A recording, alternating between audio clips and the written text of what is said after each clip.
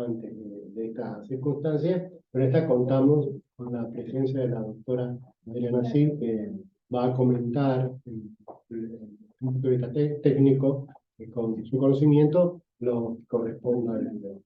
Independientemente del libro, les aclaro que algo que se hizo fue trabajar con todo el problema de la edición de ese libro, y en consecuencia de este aspecto se va a ocupar Diana Salem, que es la otra persona que figura en el título, en los titulares, y yo voy a hablar un poquito de las circunstancias de las que se dio el libro este. Cuando organizamos los materiales para modos expresivos del siglo XXI, homenaje a Miñón Domínguez, tuve ocasión de reunir anécdotas personales, reflexionar sobre el proyecto que desvelaba la doctora Petrona Domínguez de Rodríguez Pasqués, tal era su nombre legal y profesional, aunque la llamáramos con su designación familiar de Miñón. Un proyecto de largo aliento y de perspectivas que aún hoy, con variantes e innovaciones, tratamos de llevar adelante, aunque debo reconocerlo, era mucho mayor que lo que yo mismo le adjudicaba en los primeros años de sustanciación, y la producción técnica y literaria que había realizado durante su larga vida productiva. Invito a todos a leer para ello la introducción de este volumen. Pasaré ahora de la productora a la producción de lo que constituye ahora 30 años de actividad y amistad ininterrumpida. Amistad entre todos, ¿no? La propia Miñón informaba que el centro fue fundado en 1993 como una prolongación de seminarios de teoría y literatura comparada que dictó en la Facultad de Filosofía y Letras de la Universidad de Buenos Aires entre 1986 y 1996, obedeciendo a un deseo explícito de los discípulos que anhelaban aumentar su perfeccionamiento. Incidentalmente, les recuerdo que en la portada del libro, la función narrativa, que a este me refiero, es las primeras actas de congreso que nosotros publicamos, incidentalmente, les recuerdo que en la portada aparecía por primera vez una letra N con grafía iluminada modernamente, que pasó a integrar y significar el Centro de Estudios de Narratología. Se indicaban entonces varios objetivos fundamentales, entre ellos la problematización de la disciplina en América Latina, que corresponde a un plano epistemológico y geográfico sobre la cuestión, y su difusión, que adopta su actualización en el plano didáctico, ambas finalidades en el ámbito del intercambio intelectual. En aquellos momentos, dos libros centrales de la primera narratología estaban en circulación. Por una parte, Teoría Crítica de la Narrativa, de 1990, el momento de la traducción, de Miqueval, en una traducción de Javier Franco, cuando menos imprecisa, en la conversión de los tecnicismos centrales del original Narratology de 1977. Por otra, la selección de textos titulada La Narrativa de Hoy, 1989, impresa en La Habana por el crítico boliviano Renato Prada Oropesa, que situaba el enfoque entre la semiótica y el estudio del discurso narrativo. Frente a la situación de ampliación y crecimiento de la narratología, tanto en la producción local como internacional, un movimiento que encuentra Daniel Capano en sus campos de narratología se describe de la siguiente manera. A partir de la década del 80, la narratología da un giro en su eje epistemológico. Ello, como resulta obvio, aunque no es necesario puntualizarlo, no ocurrió de manera súbita, sino que de forma gradual se fueron incorporando conceptos elaborados por diferentes teóricos. Comienza así un proceso en el que se mira el hecho narrativo desde una angulación más amplia, múltiple y no focal.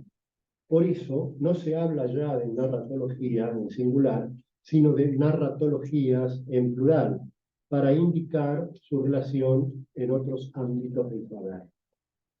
Con esta perspectiva se incluyen innumerables aspectos y sustancias diferentes, desde las caracterizados como marxistas, la estética de la recepción y la pragmática, la deconstrucción, el discurso psicoanalítico, los estudios culturales y postcoloniales.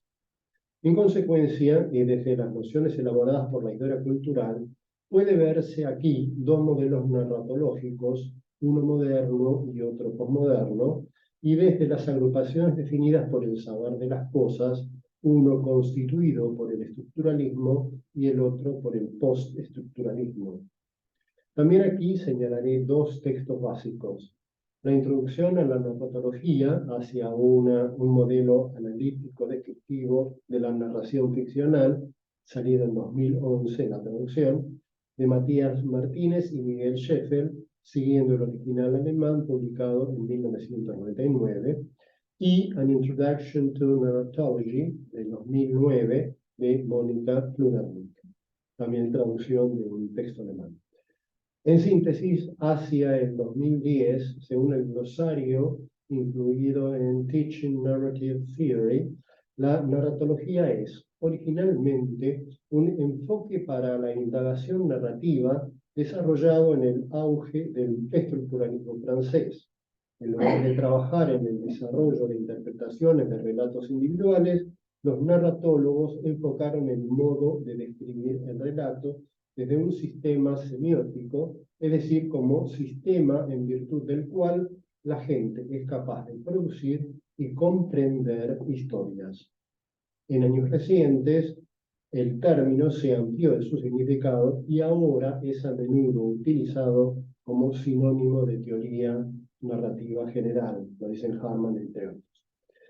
En una conferencia fraguada como instancia inicial para el último congreso o simposio del Centro de Estudios de Narratología que realizamos el año pasado, basándome en las declaraciones de la segunda edición de The Politics of Postmodernity de Linda Hutcheon, señalé a esta última etapa temporal de elaboración de nociones epistemológicas metamodernismo.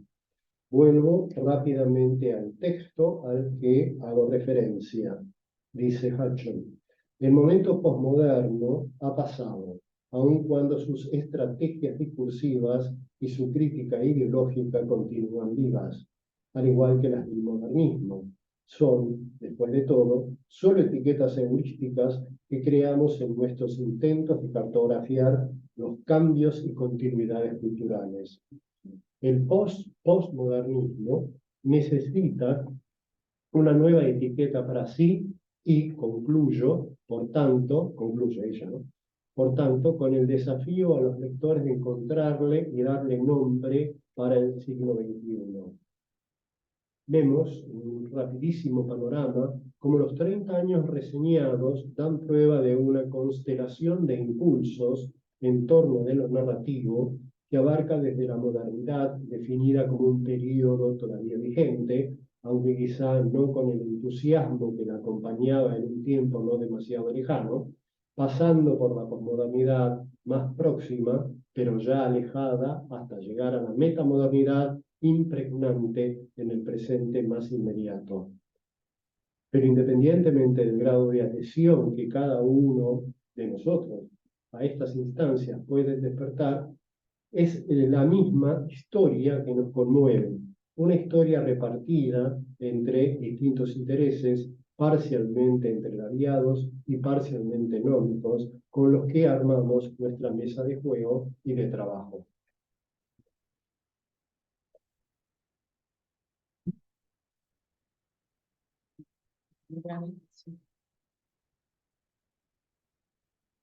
Bueno, Sí, bájalo.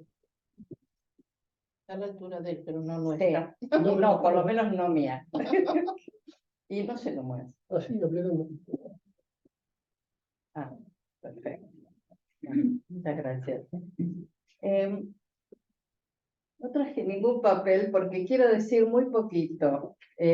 Lo más importante es que Modos expresivos del siglo XXI es el libro número 15 del Centro de Estudios de Narratología. El primero, Estudios de Narratología, fue en 1991, editado por Biblos y compilado por Miñón Domínguez. Y en esta cuenta incorporo una audacia que tuvimos en un momento pensando en un soporte para el futuro, que era el CD, que ahora no podemos leer casi en ningún lado, en 2001. Y también en 2001, las actas de literatura brasileira, primeras jornadas de narratología, que se editaron en la editorial de la Universidad de Río Grande do Sul, en Porto Alegre. O sea, cada vez que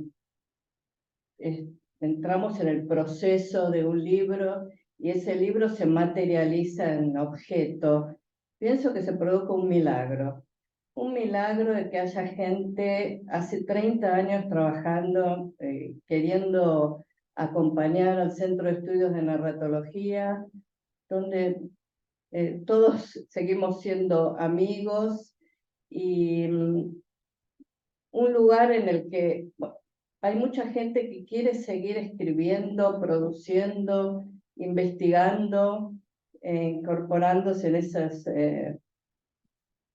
en esa disciplina tan compleja como es la narratología.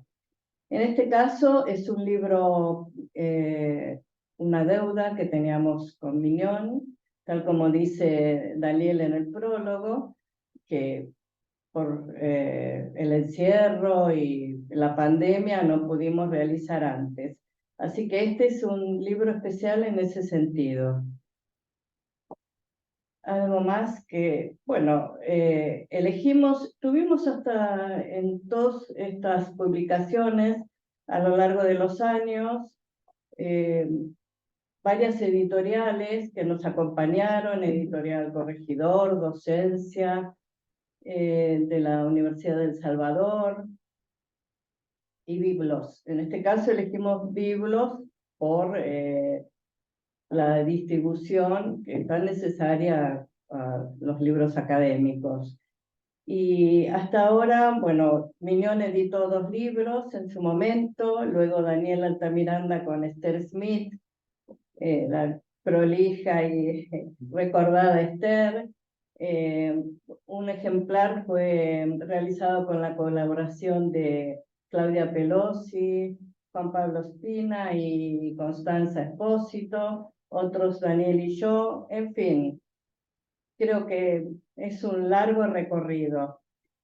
Esa tapa vibrante que ven ahí, la elegimos con Daniel pensando que era un modo de acercarlos a estos estudios narratológicos. Y no sé cuándo, pero bueno, en este momento estamos trabajando con modernidad, posmodernidad y metamodernidad en la narrativa, algo parecido, el título. Que no sabemos si saldrá el año próximo, es difícil, probablemente comienzos de 2025, y será el libro número 16. Así que gracias a todos por acompañarnos y esperamos seguir produciendo muchos libros más. Lo dejo con la doctora Adriana Gil. ¿Está bien así? Sí. ¿Se oye bien así? Sí. Bueno, yo aquí sí tengo mis apuntes.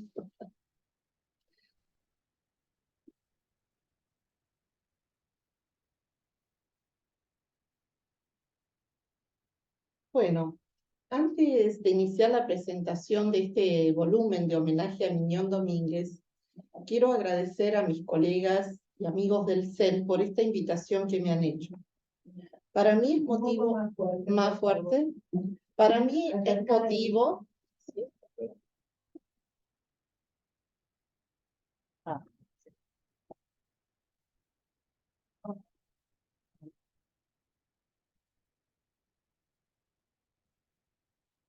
Fue una mala pasada.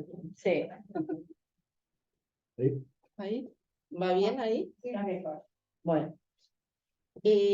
Para mí es motivo de gran alegría Alegría en primer lugar porque me permite evocar la calidez de la persona de Mignon, cuando hace ya tantos años me instaba a participar de los simposios y del centro de estudios que ella había creado, porque yo no soy del grupo inicial, ¿no? Donde aquí sí tenemos al grupo inicial y por allí también.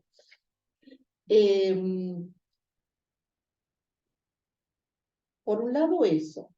Alegría asimismo porque esta presentación constituye una ocasión propicia para acompañar una vez más a este querido grupo del CEN, del que hace años formo parte, y sumarme así a este homenaje a su maestra y fundadora.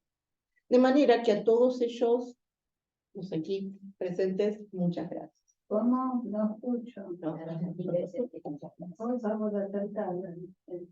los que más no, Es que no se puede. Los invito ahora a transitar conmigo las páginas de este libro, cuyo título reza Modos expresivos del siglo XXI, estudios de narratología, homenaje a Mignon Domínguez, y que fue publicado en la colección Teoría y Crítica de la prestigiosa editorial Biblos de Buenos Aires en 2022, con estos colores tan hermosos. El volumen se abre con una introducción firmada por Daniel Altamiranda y se clausura con una breve noticia sobre cada uno de los 13 autores de los artículos, todos ellos miembros del CEN, ordenados alfabéticamente como es costumbre. El mismo criterio alfabético rige para la presentación de los trabajos, ya que los coordinadores, el propio Altamiranda y Diana Salem, renunciaron a organizarlos con subtítulos de su autoría, sea por el carácter heterogéneo de las distintas contribuciones, sea porque prefirieron simplemente no intervenir. Eso no lo consulten con los editores. En la introducción, Daniel Altamiranda, presidente del CEN y discípulo de Mignon, en un tono que no rehúye lo intimista, esboza los inicios del centro y recuerda facetas de su creadora, con el fin de enmarcar este tributo a ella y a su obra. A continuación, lleva a cabo una somera presentación de cada una de las contribuciones. Ahora voy a ir trazando un recorrido por los distintos artículos, brevemente, pero son 13, tienen que tener paciencia. Vamos al artículo de Daniel Altamiranda. El primer artículo de la serie, La frustrante suspicacia del lector, persecución de Joyce Carol Oates, pertenece a Daniel Altamiranda.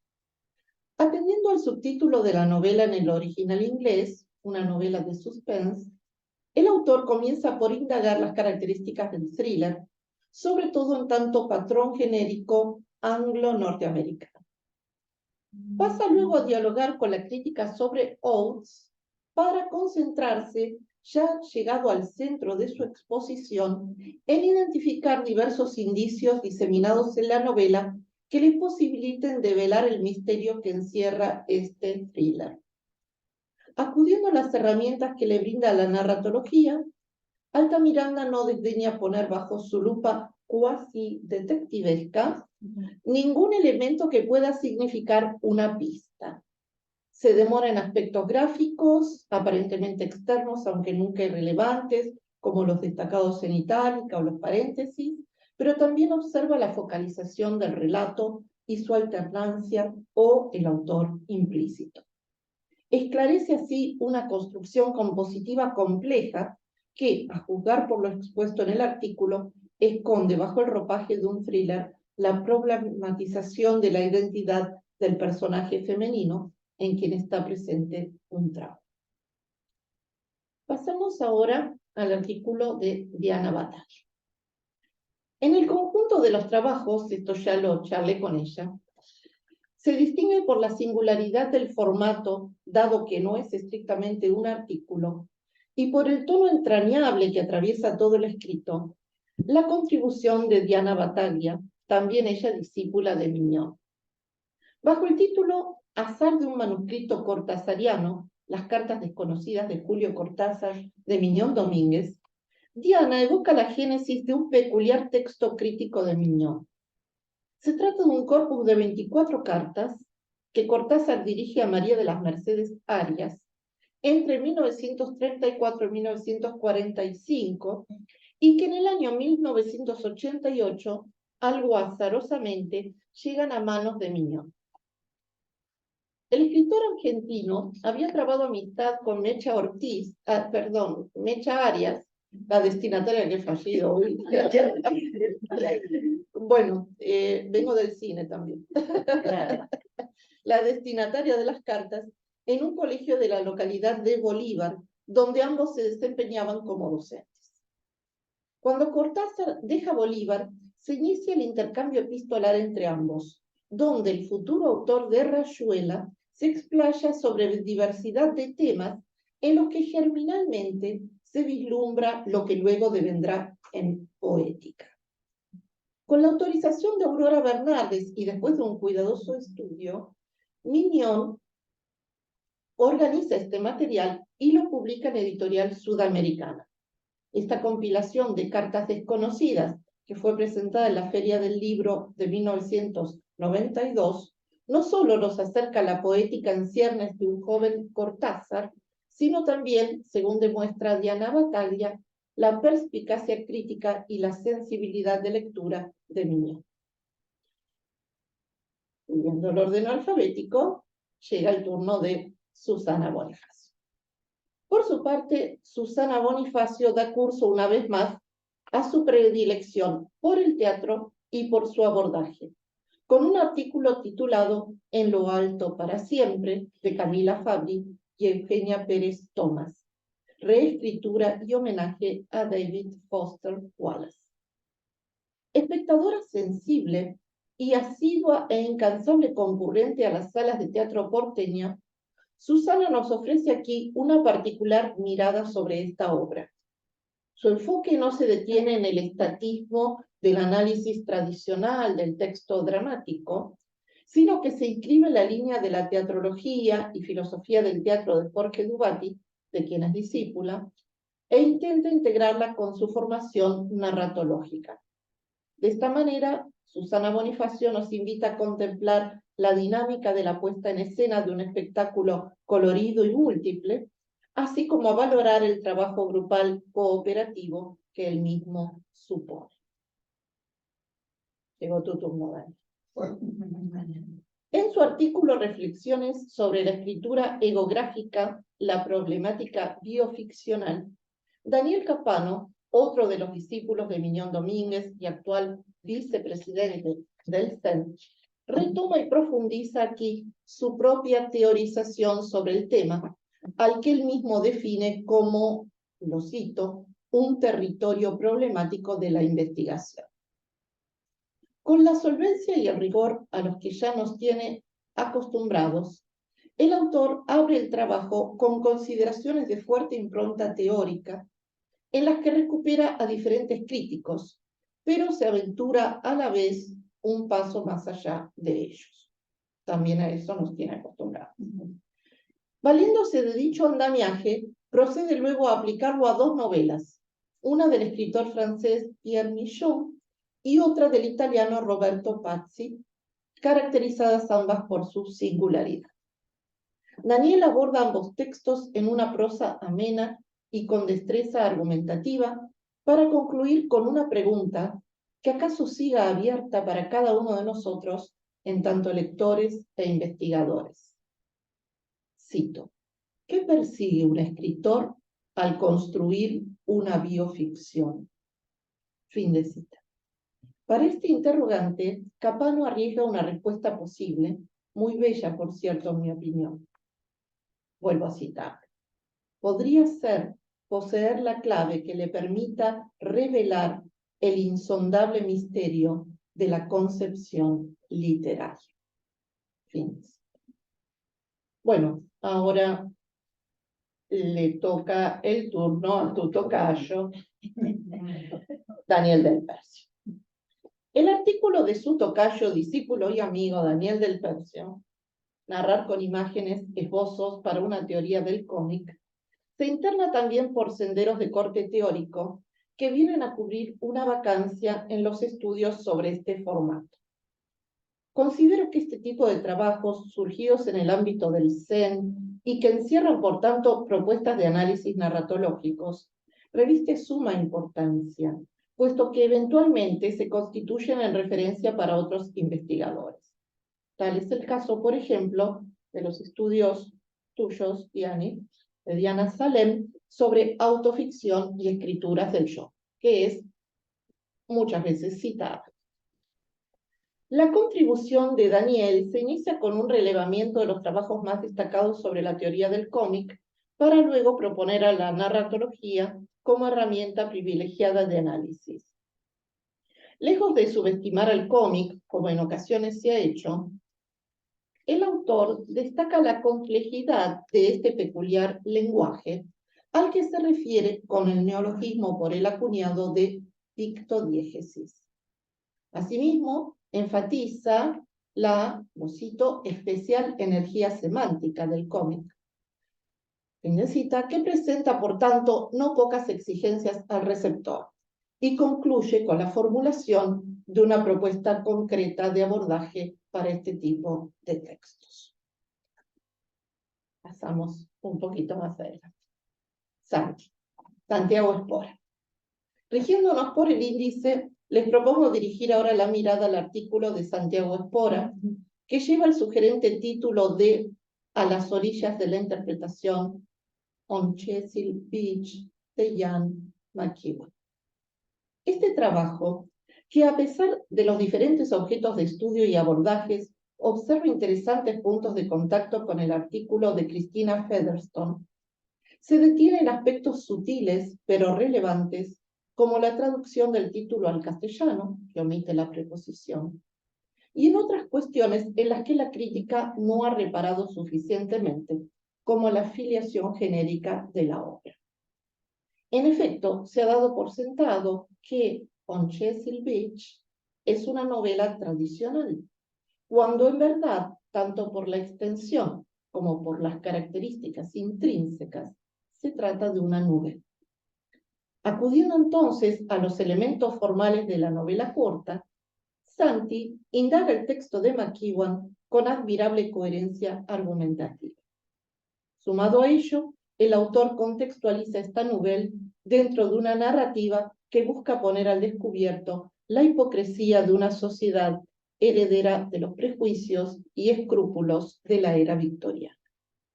De esta manera, paso a paso, en un análisis minucioso, Santi logra develar lo que se esconde tras la ambigüedad elusiva y los silencios del texto. Vamos ahora al texto de Christina Featherstone, que supongo que no habrá podido venir desde La Plata. No, pero está escuchando. ¿Pero está escuchando? Sí. Bueno, entonces vamos al texto de Chris. Paso a continuación a reseñar brevemente el artículo de Christina Featherstone, El encuentro de Anne Enright, convicciones engendradas por la incertidumbre. Para contextualizar a la escritora, Cristina esboza un interesante panorama de la narrativa irlandesa, muy poco conocido, este panorama por los lectores de estas latitudes, y se concentra en particular en las postrimerías del siglo XX y los inicios del XXI. Además, si bien la autora en su análisis elude colocar una etiqueta que fije al texto ficcional, lo aborda, sin embargo, acercándolo a las narrativas del trauma, caracterizadas por el fragmentarismo y la lacunaridad, a la vez que juzgarlo un emergente de las culturas entre, como es la irlandesa. Con una prosa ágil y una línea argumentativa sólida, Christina Featherstone escudriña la novela de Enright en toda su complejidad y nos permite acceder así a sus significados más profundos. Bien, ahora llegó el turno de Roxana Gardes. La contribución de Roxana Gardes no podía faltar en este volumen. Bajo el título de La narrativa de Patrick Modiano, autoritarismo, estulticia o exilio, la autora propone aquí, con la profundidad que ya le conocemos, una aproximación a la narrativa del escritor francés a través del análisis de dos de sus novelas, Un pedigrí y en el Café de la Juventud Perdida. En esta escritura, que es búsqueda de sí y espacio de desvelamiento, Roxana descubre un gesto ético que denuncia la existencia inauténtica de la estulticia, la degradación del individuo que se disuelve en la masa y el intento de homogenización de mentes que persiguen las ideologías totalitarias. Asimismo, en la mirada de Roxana Gardes, ambos textos de Modiano no solo exponen una trayectoria vital con función heurística, sino que también dan testimonio de toda una época histórica, al presentar las vivencias de la juventud de posguerra en París. Jóvenes noctámbulos, excluidos del sistema, que deambulan solitarios sin encontrar un ancla ni horizontes, alienados a la intemperie, entrecomillado porque es la expresión de la autora, por universos de exilio, según sintetiza Roxana sobre el final de su estudio. Bueno, llegamos a Lucila Nicosia. Dirijamos ahora la atención al artículo de Lucila Nicosia, Un laberinto de espejos, el asesino ciego de Margaret Atwood. La autora propone aquí una lúcida lectura de la novela de la escritora canadiense, en la que, según logra evidenciar en el análisis, la especularidad juega un papel determinante. Si se me permite recurrir a la imagen del laberinto presente en el título del trabajo, podría afirmarse que, frente a un texto de enorme complejidad compositiva, Lucy se interna en ese laberinto narrativo para entregarnos, en el desglose sutil de sus múltiples capas, ese hilo de Ariadna que como lectores habrá de conducirnos al centro. Claudia Pelosi. De similar complejidad es también el texto del que decide ocuparse Claudia Pelosi en un artículo provocativo desde el título mismo. Basada en hechos reales, de Delfín de Vigan. ¿Basada en hechos reales?, se pregunta. Apoyándose en bibliografía clásica y reconocida sobre autoficción, Claudia busca escribir el texto de la escritora francesa en esta modalidad escritural. Partiendo del pacto de lectura ambiguo que supone la autoficción, la autora emprende un rastreo de los juegos de ambigüedades presentes en la obra. Tampoco desdeña explorar el abanico de claves interpretativas ofrecido en la novela, ni omite considerar el nivel metaficcional.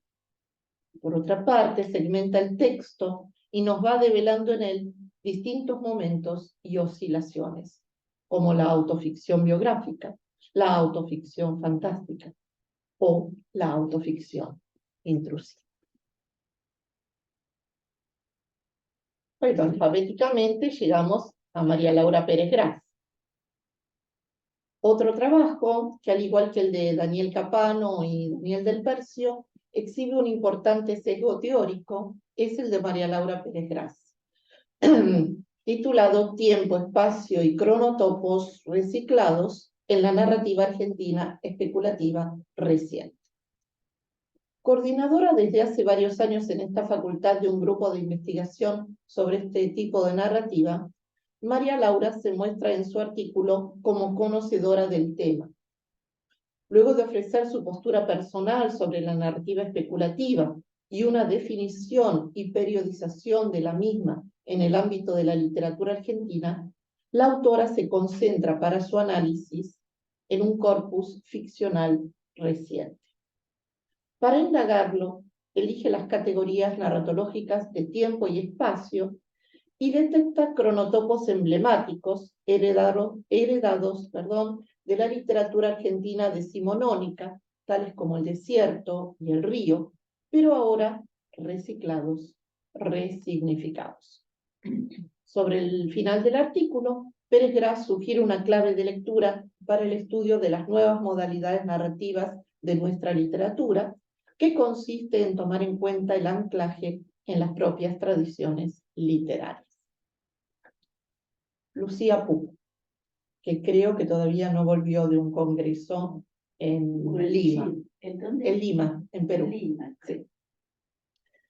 Junto a los abordajes de Susana Bonifacio sobre una obra de teatro y de Daniel del Percio sobre el cómic, el artículo de Lucía Pupo constituye una muestra más de que hoy no existe la narratología en singular, lo decías hace un momento, sino en la rica variedad de sus plurales. En Relatos escritos con el cuerpo, espacios y afectos en la poesía argentina transterritorial, Lucía explora los poemarios de dos autores argentinos radicados en el extranjero: El lago de los botes, de Edgardo Dobry, y Rasgado, de Lila Semboray. Edgardo Dobry en Barcelona, Lila Semboray en Estados Unidos. Se percibe en este artículo la pluma experimentada de la especialista, que posee una larga trayectoria en el estudio de la lírica latinoamericana y argentina. Desde el inicio del trabajo, Lucía sienta las bases de su recorrido hermenéutico, que tenderá a examinar las cartografías emocionales que escenifican ambos poemarios. De manera diáfana, la autora teje una trama en la que se integran armónicamente las voces de la crítica, la suya propia y las de Dobry y Semboray en una acertada selección de poemas. Si bien a lo largo del análisis se contrastan ambos escritores en sus respectivas creaciones, sobre el final resultan ostensibles las coincidencias en la plasmación de un paisaje inédito y de una lengua que, en palabras de Pupo, manifiesta la distancia, el extrañamiento y la síncopa que sufren los poetas transterrados. Fin de cita. Bueno, Diana Salem. Por último, Diana Salem, editora de este volumen y discípula también ella de Miñón, titula su artículo El nervio óptico, de María Gainza: Cómo transformar una experiencia de vida en objeto literario.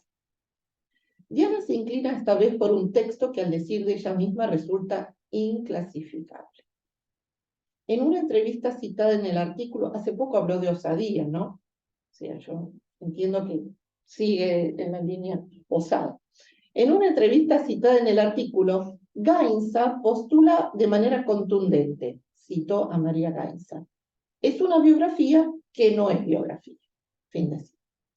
Por su lado, partiendo del propósito inicial de la escritora, Diana ensaya alguna categoría tentativa con toda la precaución del caso. Cito: una especie de guía de arte poco convencional. Fin de cita. Para afirmar más adelante, cito, un relato fragmentario que no puede definirse. Fin de cita. El de María Gainza es un texto estructurado en 11 capítulos con cierta autonomía entre sí. Sin embargo, en cada uno de ellos, María oficia de personaje central a la vez que de narradora y contempla una pintura mientras da cuenta de la reacción estética que le produce esa obra y establece asociaciones con episodios de su vida. Rothko, Courbet, El Greco, Toulouse-Lautrec van desfilando por las páginas de El nervio óptico y se erigen en pretexto para configurar una prosa fragmentaria por momentos de tono ensayístico y que lleva a Diana Salem a preguntarse si acaso existió una intencionalidad autobiográfica o autoficcional en Gainza. El título de su artículo parece sugerir que esto es por lo menos factible. Estábamos llegando al cierre. Recapitulando, y a modo de síntesis, se podría concluir que integran el presente volumen textos muy heterogéneos entre sí, pero que poseen, sin embargo, dos núcleos medulares que confieren identidad al conjunto. El primero es, sin duda, el sustrato narratológico común a todos ellos, en tanto que el segundo está constituido por la actualidad del corpus ficcional abordado, que pertenece a las últimas 2 décadas. lo que ya de por sí supone, en mi opinión, un atractivo. Mientras realizaba la lectura de este libro, ahora lo llevo a la cocina de la presentación. Mientras realizaba la lectura de este libro en uno de mis escritorios, que es el Flechabús Buenos Aires Santa Fe, me vino a la memoria una imagen que emplea Armando Onishi para referirse a la literatura comparada, a la que asemeja con el mercado de un puerto del Mediterráneo, con toda su policromía. También este volumen de homenaje a Mignon, poblado de voces tan diversas, ostenta este perfil caleidoscópico, como creo lo hubiera querido ella. Se trata de lecturas esclarecidas que anticipan la nuestra propia y propician aquello que es la finalidad de toda obra literaria y a lo que ninguno de nosotros quisiera renunciar: el placer del texto. Muchas gracias.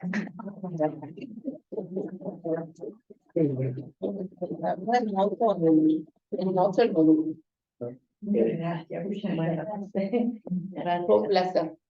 Bueno, en realidad ahora quería que abriéramos la conversación, la discusión y qué sé yo, para se aceptan opiniones y juicios de todos los participantes, y además cualquier otro tema que sea importante para ir adelante en nuestra tarea de investigación. Les señalo que algo que se puede anticipar desde ahora es que ya vamos a hacer el próximo congreso. Y lo que tenemos que hacer es decidir básicamente cuál va a ser nuestro tema, pero no ahora. No, Que pero se puede ir pensando. vayan pensando sobre Este año tema. se decide. Sí, sí, El año que viene es el programa. claro. Año por medio. Sí, sí. Bueno, yo quiero agradecerles fundamentalmente a los tres, al equipo de Estoico, lo llamo yo, a Daniel, Liliana, que tienen que leerlo, Sí. por señalarlo, que no se comprende, en momentos muy difíciles para nosotros, creo que para todos los que participamos fue como un encuentro a distancia y esperado, pero muy valorado además, porque nos esperaron con los tiempos. Pero también agradecer a la presentación magnífica que hiciste en tan poco tiempo, con una síntesis maravillosa de cada uno de los trabajos. Te has tomado el trabajo y el tiempo para leerlos a todos. Realmente creo que no se puede pedir más de un equipo, ¿no? Nos sentimos comprometidos y en deuda, me parece. No sé, esa lectura tan minuciosa y de los aspectos fundamentales. Yo me reconozco, entre comillas, para un académico, como una trabajadora promo con mis estudios, porque siempre distinguían aspectos teóricos, en fin, y distintos enfoques, así que agradezco muchísimo la presentación, la lectura y bueno, el equipo de estoicos que sigue firme. Sigue firme. Veremos si continuamos. Claro, ¿cuánto más? Bueno, perdón. Sí. Bueno, yo adhiero a lo dicho por Roxana, pero además agrego dos cosas, Adriana. Creo que creaste un clima emotivo, por lo menos a mí, llegó así. Sí. Y además con dejos de humor, ¿no? Con lo cual, bueno, se lució muchísimo tu presentación. Que un mérito más, Sí. un mérito más. Y quería preguntarle a los editores un poco acerca de los fogones, de la cocina del trabajo. ¿Cuáles fueron las dificultades? No, porque es conveniente que también veamos el esfuerzo que hicieron. Eso Sí, eso ¿Cuáles es fueron los inconvenientes mayores? Diani, Sí, puntualizar. por favor. sin entrar en detalles ni... No, o sea, por supuesto que hay inconvenientes, porque todos sabemos que existen erratas. Entonces, estás leyendo un trabajo y de repente faltan 3 renglones de una cita. muchas veces lo encontramos en Google, en la biblioteca, otras veces nos ponemos en contacto y no tenemos idea, y después acudimos a los a los autores, que a veces no es fácil porque tienen que recurrir a textos que quizá no tienen las páginas, o es una tarea ardua, pero es muy interesante, se aprende mucho, y sí, realmente se aprende muchísimo. Bueno, Y hay que seguimos tener una haciendo. disponibilidad para hacerlo, ¿no? Que no todo el mundo lo puede tener. Por eso yo creo que es necesario, que era interesante destacar, ¿no? Un poco para también que nos sirva a nosotros para corregir, para otras oportunidades, para tratar de esmerarnos más en esos aspectos que están marcando. Bueno, pero es inevitable, ¿no? Por supuesto, Es que nosotros nos esperamos. Yo, y lo mismo, a veces estás en que bueno. No, bueno, eso tiene que ver con otra cuestión, que es cuando uno lee, escribe algo, no es lo se enceguece, Sí, Sí. no ve lo que está y escribiendo, no ven los no errores, recuerda. Y con la hasta computadora gramaticales, peor. con gente que, bueno, obviamente no le dieran, pero Por eso Borges nunca daba a publicar sus textos, los Corregía, corregía y corregía. claro, claro. Todas las partes. Es inevitable, siempre hay, y además que cuando uno escribe se enamora de sus Sí, textos, ¿no? Claro, sí, Y no se da cuenta de que por ahí está ilegible para el otro, no lo entiende. claro. Pero no lo entiende porque no está bien explicado, es algo que uno... Ah, bueno, de eso no hablé, Ah. somos de otra generación. No, de la pluma de ganso. ¿Qué formato de El digital, Claro. y corregir en pantalla, a mí se les Y pasa. aparte uno corrige y después lo volvés a leer abierto y encuentra cosas todavía para Y corregir. por ejemplo, en este caso, en el próximo libro, hay una conferencia en portugués. Sí. No, o sea, está en español, pero bueno, eso resultó un poco más complejo. Otra Sí. Mm. Pero bueno. Ahora, es increíble la cantidad de años que tenemos, que estamos juntos, ¿no? Vos sabés que cuando yo puse todo, o sea, los tenía, siempre las bibliotecas terminan desordenándose. Y dije, no, los voy a poner todos juntos. Los saqué y vi todos esos libros. Yo misma no podía creer que eran tantos. Es mucho. Ya podemos hablar de la biblioteca del centro. Sí, realmente. Porque de alguna manera es testigo de todo lo que se ha ido publicando en todos los Sí. niveles, ¿no? No por una vanidad de nadie, sino porque, bueno, estábamos casi siempre se escribe sobre lo actual, por lo Y general. además creo que algo interesante es que siempre la búsqueda de las nuevas temáticas, nuevas Perspectiva. Esa es perspectivas. la marca de niño. Mm. Porque te acordás que en los primeros seminarios nosotros desesperados nos inscribíamos porque sabíamos que nos iba a dar lo último. Sí, ella Sí, tenía esa. Sí, En teoría literaria y demás, ¿cierto? sí, sí. Hablaba de Genet, de Bakhtin, cuando Cuando, no todo el mundo lo conocía. claro, Ella tenía como hábito que en verano se iba a Europa, ¿te acordás? Y ahí iba y se ponía en lo último que había en ese momento, sí. Era muy... Y su capacidad de relacionarse, Sí. ¿no? Porque siempre traía. así que bueno, somos pocos, pero seguimos aquí a pesar del tiempo.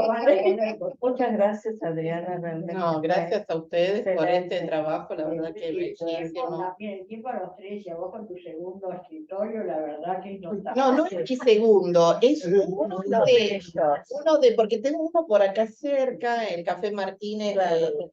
Bueno, de Callao y Paraguay. entre horas Y después sí, en la UCA, en Puerto Madero, tengo mi Café Martínez también, o sea, esos serían mis escritores. Y el Flecha Bus, Buenos Aires, Santa Fe. Escribir las veces cuando más.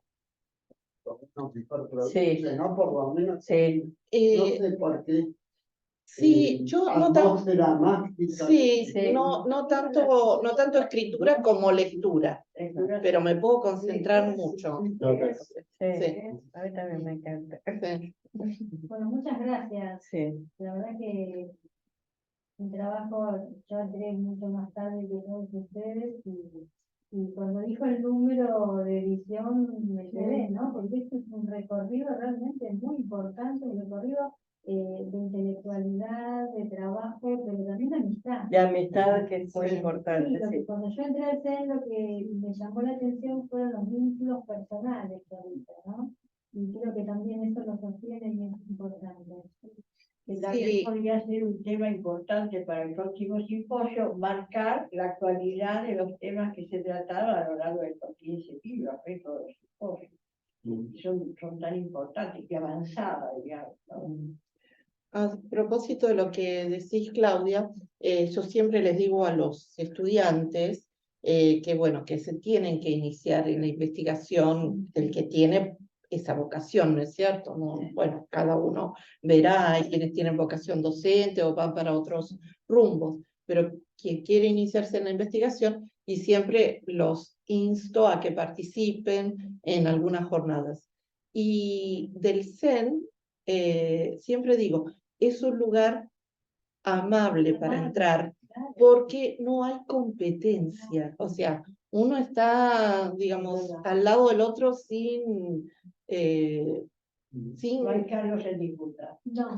Claro, sí, digamos que eso es muy importante, porque particularmente en humanidades, aunque parezca cuando extraño o paradójico, ¿no? Hay mucha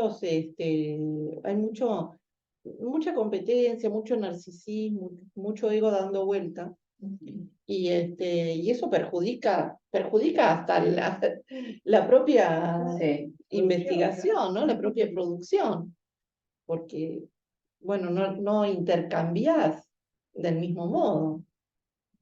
A mí me pasó que yo fui una de las últimas que entré, o penúltimas, y yo me encontré con una cantidad de sabios que trataban las cosas más maravillosas con la gran solvencia que demostraron siempre. Que yo no iba a poder alcanzar porque no tenía toda la base de Millón. Entonces, yo la base la formé solita, como pude, a los ponchazos, y a ver qué podía trabajar que los jóvenes no, que los demás no. Así, por eso empecé por el tema del espacio, y todo, porque eso no lo habían trabajado tanto. Pero te digo que era, ¿cómo yo podía competir? No, si yo tenía una formación y un modo de trabajar y de investigar que es importante. Así que 20 años atrás yo tenía ese problema. Sí, pero nada de nosotros también. Trabajo un rendimiento.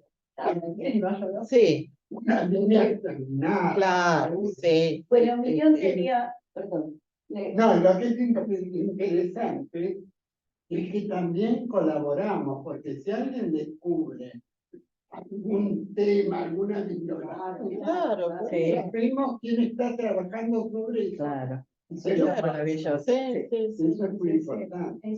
nosotros nos entrenábamos en en los cursos de Miñón, en los seminarios, porque ella ella dividía el seminario en dos partes.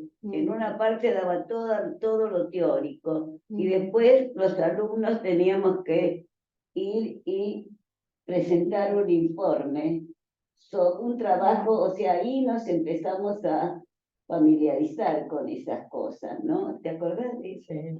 De la Claro. dificultad que no había internet. A mí me pasó con Luisa Valenzuela, iban a hacer un trabajo, muy bien. No había nada sobre eso, había 2 libros en la Biblioteca de Filosofía y Letras. Pero después fui a la Biblioteca Nacional, había uno solo. Cuando lo miró la última página, había 25 libros de Luisa Valenzuela, pero en Nueva York, en Estados Unidos. Y acá teníamos 2, Claro. recorriendo todo y con mucha ganas.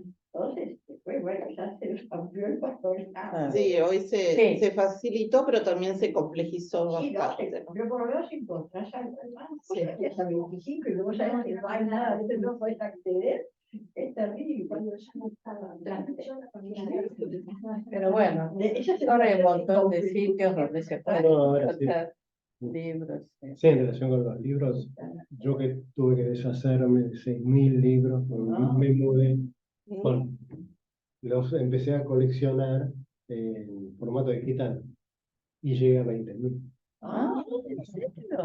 Y sí, ¿Y podés leer así? no voy a leer nunca, jamás puedo. Pero bueno, Pero, es el vicio. pero es ¿no? servicio, claro. No, pero digo, ¿podés leer así en formato? Y sí, hay que leer. Ah, yo leo también. Ujú. mucho. Sí, Tengo porque ese es problemas. un problema de esforzarse y Yo lo aprender. evito, Sí. yo lo evito. No, también entiendo que sea así, ¿no? Bueno, Y después cuando no está, ese es el que necesitas. No, claro. Si no, no- No, y además la otra cuestión es que, está bien, no puede juntar los 20.000 libros o lo que fuere, pero tiene que saber que está en formato digital y que por lo tanto se puede evaporar. Claro. Entonces hay que tener una copia Sí, ah, sí, sí. claro. para tener Bueno, el texto, si uno lo pierde en un lado, encontrarlo en el otro. Es terrible eso.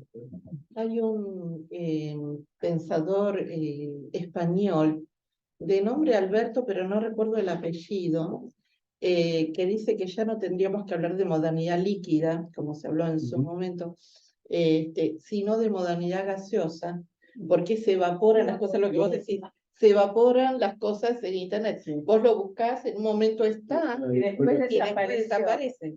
Mm. ¿Dónde está? Ubisoft. Estamos sintiendo nosotros una quimera, la verdad que es difícil. ¿Y del simposio vos querías No, yo decir algo? quería sugerir esta idea de que empiecen a Empiecen a pensar, pensar. Ah, porque en la próxima reunión Van a tener que traer temas. van a tener que ver Pero el sí, tema. al final Ese será era cuando estemos así. ¿Cómo? La próxima reunión será en 20 días. Sí, por eso lo digo. Bueno, gracias a Bueno, todos. muchas gracias. Gracias. Gracias a ustedes, los editores. Yo lo que quería proponer, además de había hablado con Daniel y con Diana, era que, bueno, que volvamos a Ya tenemos que terminar la transmisión, ¿no? Sí, sí. Esto no, esto. La Tierra y la realidad nos avanza. No, era el tema que vayamos, si querían empezar a pensar, ¿qué les podíamos mandar a Alexandra, que se ocupa del blog, para no esperar a la próxima reunión? Porque todo va a ser tan caro y todo va a ser tanto.